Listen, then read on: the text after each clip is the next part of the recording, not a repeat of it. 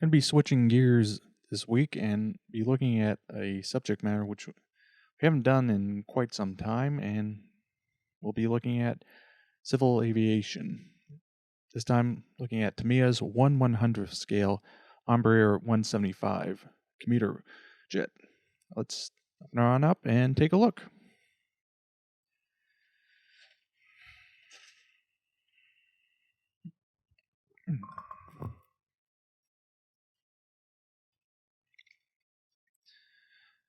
So, right out of the gate, one thing you'll notice is that the passenger windows have not been represented on the actual plastic. Instead, it's accomplished through using decals, which in 1/144th scale, I think works fine. But once you start getting into larger scales, such as this 1/100th, you may unfortunately be stuck wanting to open those up, which will be a bit of an issue. Beyond that, the detail, at least on the main fuselage halves, are pretty sparse, consisting mainly of the entry doors, and that's about it. Yeah, there's not a whole lot to speak of as far as detailing. Again, you'll probably want to check references as far as the aircraft you're building. Make sure you get all the various antenna represented, because this kit unfortunately does not include any. Moving on to the main wings and control surfaces, given a very scantily detailed main gear bay, as well as similar level of detailing for the wings. Something else I noticed, and I don't know if this is just my copy or if this is the same for all versions of this kit. The plastic is this weird, extremely glossy type of finish. I don't know why Tamiya decided to do this, as you'll definitely want to use a good primer and make sure your paint sticks to this, because yeah, I'm not sure how well the paint's going to hold onto this. Continuing on, interesting enough, they did the main vertical tail as a two-piece assembly, and weirdly enough, did it with the rudder being the main cutout. Again, this is something you want to check reference photos as far as paneling goes, make sure this is correct. But yeah, a couple of odd choices. As for the horizontal stabs, they at least do these as single part pieces, so thankfully they did that. Beyond this, not a lot I can add. Obviously, there's some minor detailing you could do as far as configurations, but that's about it. Moving on, scantily detailed cockpit, just this main center section and the pilot seats. Again, you're not going to be able to see much once you close everything up, so this isn't the biggest issue, but it is a bit of an issue. It is something you might want to look into if you only just sticking like a decal there. Beyond that, we've got the two engines, which are adequately detailed for the scale, which break down to different various components, compressor fans, and hot sections, as well as landing gear and landing gear doors and all the detailing that goes in there, which, again, because of small size, isn't greatest, but again, for 1/100th, it's passable. You also have your nose gear bay here, but again, not a lot of detailing. Similarly, they do decide to go with the engine mounts as two-piece assemblies. Frankly, I think this would be better done as a single piece, just to simplify construction.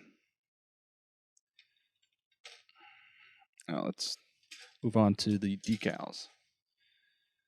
Now, this is one area where you have an interesting mix. Now, because there are a fair number of options for building this aircraft, as far as your marking choices, you get a fairly decent amount of decaling. My only complaint here would be it would be nice had they just done it as one slightly larger sheet, try to get everything in, but that's more nitpick. One thing I did notice on these metallic decals, it does seem like some of the metallic material did not sell the best. It's sort of grainy in texture, which is disappointing. As for the other full color ones, no issues. Perfect sharp register. They do look slightly on the thicker side, so you definitely want to use some decal solution on these to get them to sit down nice and flat. You also get a very extensive set of stencils and various other odds and end markings.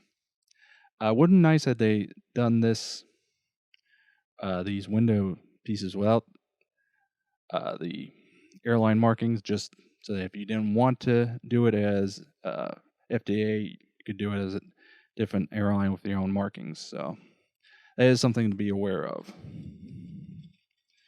Now, moving on to the instructions. Overall, this is a pretty simple to assemble kit. Not a whole lot of gotchas. Oh, almost forgot. One other thing they do include is a set of washes to use as nose weight. I think these will be enough on their own, but I would say maybe stick a couple extra in just to be on the safe side so you don't have a tail sitter. But other than that, yeah, it's pretty straightforward. There's no real complex build assemblies. The only area you might run into a little bit, just because of the need to do the various painting stages, would be the engine assembly.